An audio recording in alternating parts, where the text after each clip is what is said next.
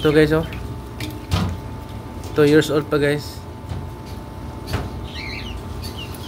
Pwede 5,500 riyal. Sa atin ito nasa, yung BB sa atin pinakamura nito mga 120,000 ang pinakamura sa atin ito. Bihira ka makakita ng price na 120 sa atin yan. Dito ano lang 5,500. Nasa 80,000 lang yan sa piso, 80,000. So yun guys, oh.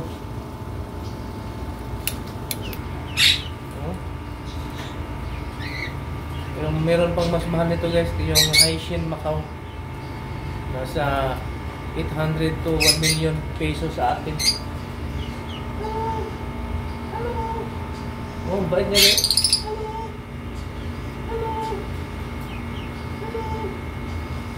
Bait niya guys.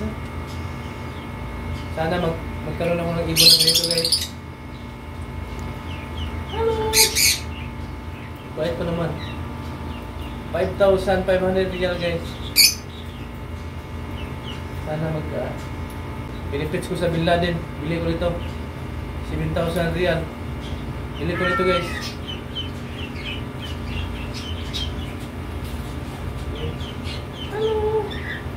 Oh, bait-bait niya guys. 5,500 lang. 2 years old pa guys.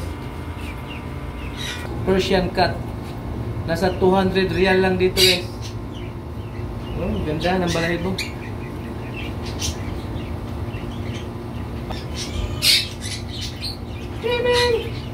So guys, mura lang mga pusa dito sa Saudi guys. Oh. 200 riyal. Sa atin nasa 15,000 to 20,000 ito. Yung pure Persian.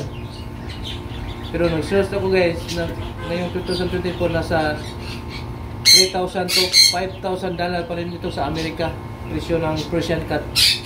At mag-research kayo guys. Mahal pa rin dito ngayon. Ito.